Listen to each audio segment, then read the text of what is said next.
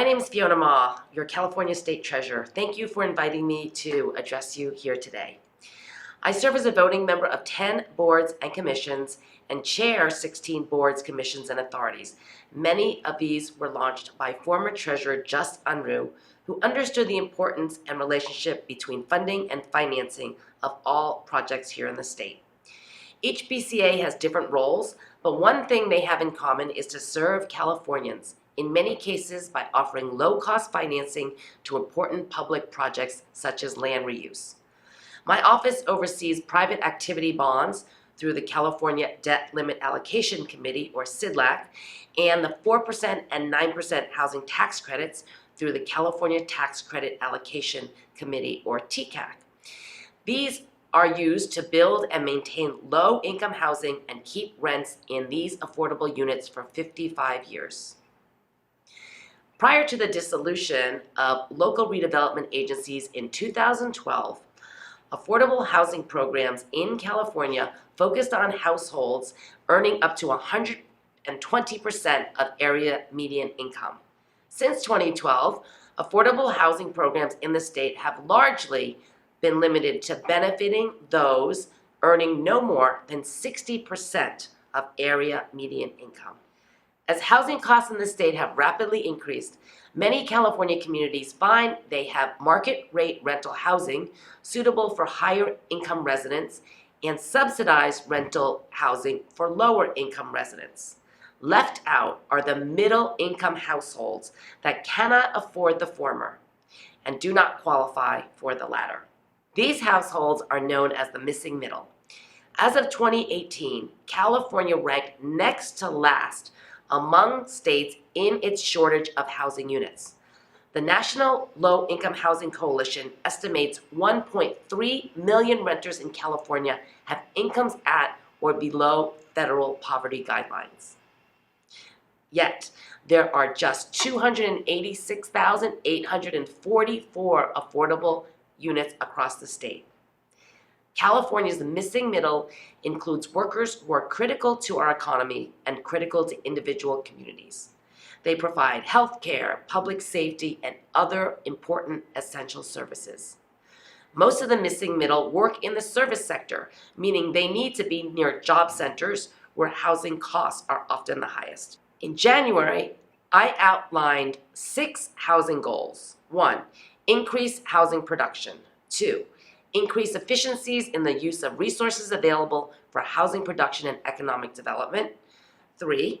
Incentivize and spur new technology. 4. Increase opportunities for people of color in the development and investment space. 5. Empower people to be part of the development happening in their communities. And 6. Increase opportunities for wealth building for all individuals, irrespective of their zip code. These goals represent a cultural shift in the way the Treasurer's Office has historically done business. I am determined to find solutions to California's workforce and middle-income housing crisis. I have convened a Housing Economic Development, Jobs, and Opportunity Zone ad hoc committee that is tasked with developing innovative solutions and out-of-the-box strategies that can advance the state's housing and economic development goals. I have directed the CDLAC board, which I chair, to revise its regulations because for the first time in almost 2 decades, the 4% tax is oversubscribed. I also actively lobbied Congress on including a bill as part of its year-end spending and tax package that would set a 4% minimum on a housing credit for affordable housing, expand bond recycling, and also expand the 9% allocation. I have also identified the recapitalization of the California Pollution Control Financing Authority's California Recycled Underutilized Sites Program, or Cal Reuse, as a priority. Together with CPCFA, I have lobbied for new money to fund grants and loans for pre-development assessment and remediation of brownfields, with a requirement for housing and local economic development to follow each project. Since 2001, Cal Reuse has been a proven strategy to assess and remediate infill and other contaminated parcels to unlock them for housing and other suitable community and economic development projects. However, All prior program funding has been exhausted, which means there is no funding available for new grants and loans for Cal Reuse to do this good work. This program has been applauded by housing advocates, environmental justice communities, municipal leaders, and developers alike. It is an efficient public investment to eliminate harms to public health and expand housing and jobs for Californians, especially on sites located in disadvantaged and low-income areas. I understand that the Department of Toxic Substances Control estimates that 90,000 properties in California are contaminated from former uses. These parcels could be ideal for sustainable new housing development necessary for reversing the state's critical housing shortage, except for the unknown or prohibitive remediation costs of developers that stand in the way of project financing and approval.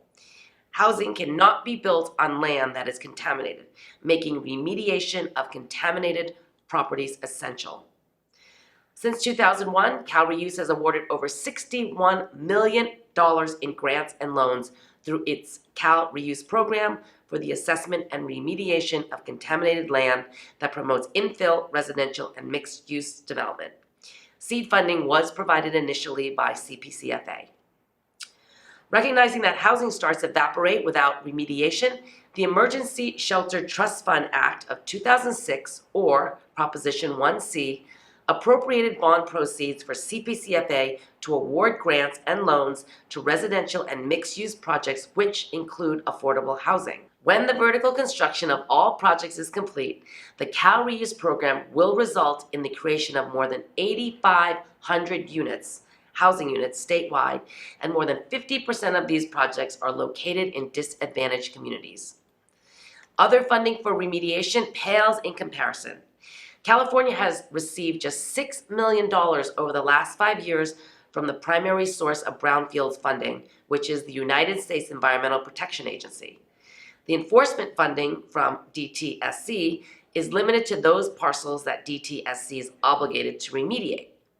We already have the statutory authority and staff resources in place for Cal Reuse to do what it has done so well. CPCFA has developed strong relationships with CCLR, developers, DTSC, and others in the brownfield community. I would appreciate your ideas and support in securing the funding needed to recapitalize Cal Reuse so we can renew our efforts to facilitate the assessment and remediation needed to get more than 90,000 underutilized properties I mentioned earlier transformed into sustainable new housing units, while also creating jobs that are so badly needed in our state right now. In 2019, my office successfully sold $500 million in revenue bonds for the state's No Place Like Home program, a groundbreaking effort to use voter-approved income tax revenues earmarked to help relieve the state's homeless population affecting veterans. Since its establishment in 1921, the CalVet Home Loan Program has provided loans to more than 425,000 veterans in California. The program's guiding principle is to provide the best product for the lowest possible costs without costing California taxpayers a penny. We are actively encouraging more veterans to apply while the money lasts, and it is an honor to play a part in the continuation of this critical program that ensures home ownership. Again, thank you for inviting me to make a few remarks about some of the programs and services that our State Treasurer's Office provides, and I hope you have a great forum today.